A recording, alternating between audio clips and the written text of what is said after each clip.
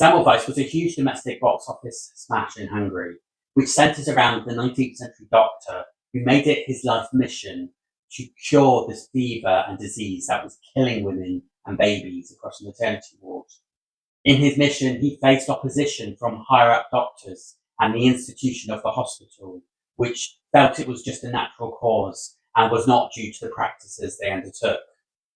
Hungary's Oscar submission provides us an education of this great man's work, if it somewhat resorts to rather Sunday afternoon tea time cliches of historical dramas that you would find on TV.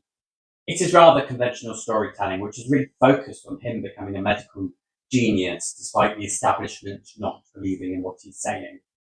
It is a fear of the establishment having to deal with a man who is thinking outside the box and changing the ways in which practice could change, and the implication that they are wrong.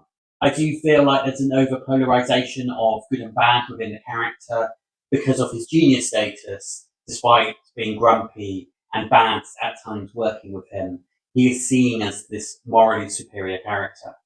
And this negativity is seen as a positive because he's not allowed to have flaws because of what he's achieved. And it's also a commentary, I suppose, on that really unfringed masculinity that can exist. You can be a genius. It doesn't matter what negative impacts you may have elsewhere, as long as you're bringing something to society.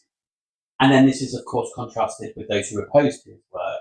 They're seen as selfish, self-interested, and career progressives. I think sometimes institutionalism is much more subtle than that. You don't have good and baddies. I think there's good in all and bad in all. And it would have been good to have a bit more complex character going on in the film. However, this film has beautiful set design and costumes. It really provides that historical feel.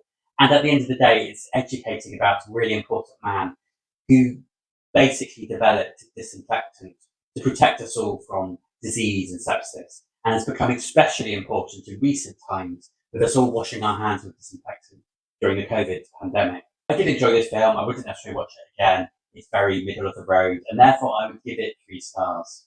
Hungary have a decent history at the Oscars. They've had 2 Oscar wins, but the most recent was 2015's Son of Saul, and their last nomination was 2017 on Body and Soul, both formidable films. And I don't think Hungary's quite matched those films in more recent times. Despite Hungary being in the top 10 films at the Oscars of all time, in the last 5 years they've had no successes.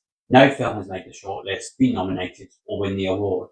And I wonder whether there's an interrelationship with the fact that there's a very authoritarian Orban government who has a habit of slightly censoring or creating situations where artists and film directors have to be a bit careful what they say. I really hope Hungary are able to produce films such as On Body and Soul and Son of Saul, because there's some really great talent within the Hungarian nation.